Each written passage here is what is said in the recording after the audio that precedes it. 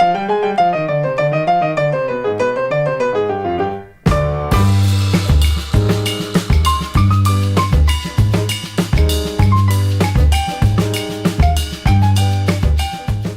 video game is defined as a game played by electronically manipulating images produced by a computer program on a television screen or other display screen. Since this definition is so dang broad, there's a lot of discrepancies regarding the first ever video game. Some sources claim that a table tennis-like game from 1958 played on an oscilloscope was the first ever game, while others point to a tic-tac-toe clone on a Cambridge University automatic calculator created in 1952. Probably the most interesting of the original video games was the computer presented by Westinghouse at the 1940 World's Fair that played a traditional pick-up sticks kind of game.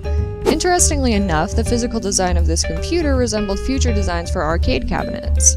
While many other developments in the field occurred in the meantime, gaming as we know it today really began in the 1970s with the introduction of coin-operated arcade games. In 1971, cabinets featuring the game Computer Space were installed at bars and pubs, but were largely ignored due to the game's difficulty level. However, just a year later, the makers of Atari released an arcade version of Pong, instantly revolutionizing the public perception of video games. One test cabinet even stopped working at a California tavern when it quickly became jammed with quarters from overuse. Around this time, the first gaming consoles, Odyssey and Atari, were released for the public. By 1976, Atari had become a household name, and a number of other home consoles were invented, including the first systems with interchangeable game cartridges. The now booming game industry continued to churn out new developments into the 1980s, like arcade games that stored high scores, handheld consoles, and 3D graphics.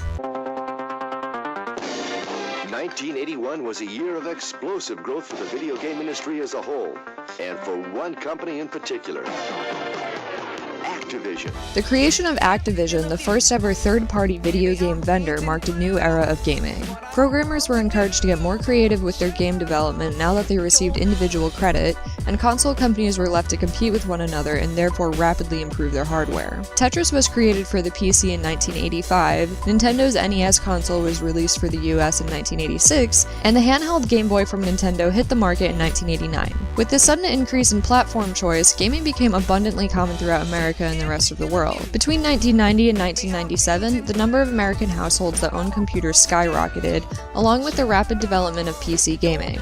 After Microsoft decided to start bundling an electronic version of Solitaire with their operating systems in 1990, games even started to become standard features of many home computers. This allowed families that owned computers for school or work to become gamers even if they couldn't afford a dedicated game console.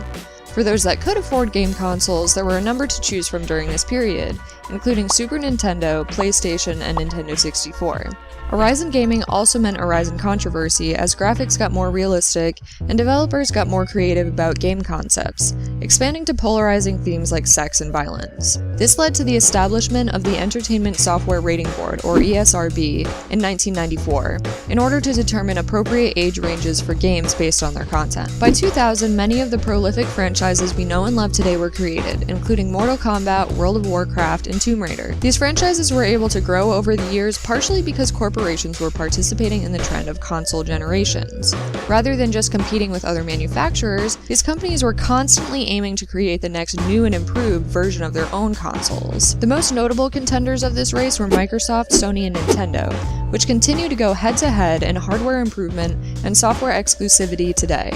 Microsoft's Xbox 360, Sony's PlayStation 3, and Nintendo's Wii were released in 2005 and 2006, and the hype surrounding the competition was enough to drive Americans to purchase so many systems that the industry reached a record high of $9.5 billion in revenue. In the meantime, the free-to-download PC game distribution software Steam was created for Windows, and soon after spread to Mac, Linux, and mobile operating systems. The Apple iPhone was introduced in 2007, immediately sparking an interest in advanced cell phones, and now, in 2015, 64% of Americans own a smartphone, which has a significant effect on the gaming industry considering that mobile games now contribute 16% of total gaming revenue worldwide. That was over $10.5 billion in 2014 alone. Since games are accessible to most people at all times, it's hard to get an accurate estimate of how many of us out there are gamers.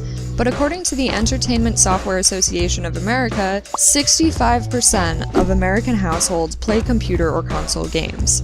Increased accessibility and expansion to concepts that appeal to larger audiences will only lead to more gamers in the future. In this way, the growth of the gaming industry is the perfect example of media evolution.